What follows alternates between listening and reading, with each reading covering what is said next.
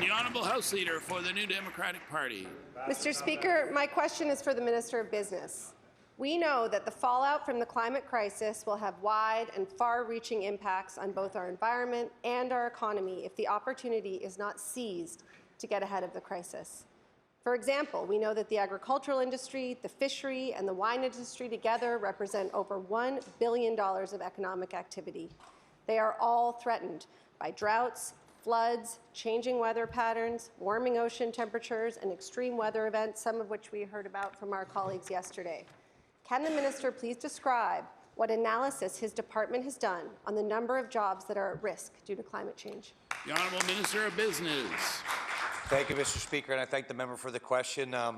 I think it's fair to say that the Department of Business doesn't entertain that type of analysis. This is a challenge for everyone, for all departments, for all members of this House, for the private sector, as much as it is for the Department of Environment or Lands and Forests, national governments, provincial governments. At the end of the day, climate changes are affecting our economy in a major way. The industries that the member had mentioned are certainly feeling that with respect to the weather patterns and the things that we're seeing. So obviously, we are acting. That's why we've become national leaders in the fight to reduce GHG emissions. That's why today is such an important conversation. And again, we're like-minded as the Premier, our government, and all members of this House. We're committed to doing our job and our role in fighting climate change, and we'll make sure that we protect the economy, but of course, always protect the environment. The Honourable House Leader for the New Democratic Party.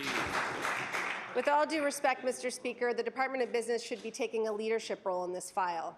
Our caucus has described many times the incredible economic and environmental opportunity should this government take leadership to transform the economy. Contrary to the Premier's assertion that we haven't offered constructive advice, we have repeatedly pointed out that thousands of jobs are available through energy efficiency and retrofitting programs, some of which this government is participating in, but we could be doing so much more. Renewable energy sectors and other green industries should be at the forefront. Mr. Speaker, can the minister please describe what analysis his department has done on how many jobs can be created through transformation to a green economy? The Honourable Minister of Business.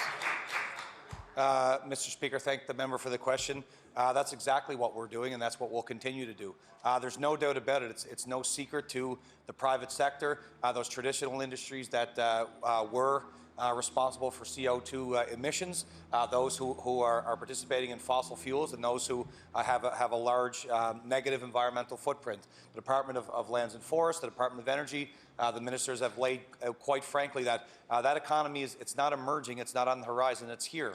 And I think that over the course of our mandate, what we have in terms of environmental investment, but also in the job creations around the green economy and what exists, we are doing that. We'll continue to do that, Mr. Speaker. We're all very proud of our record. That's why we are taking a very serious tack around protecting the environment, but also protecting jobs so that we have Nova Scotians staying home, returning home, being here and participating in the new economy. Thank you.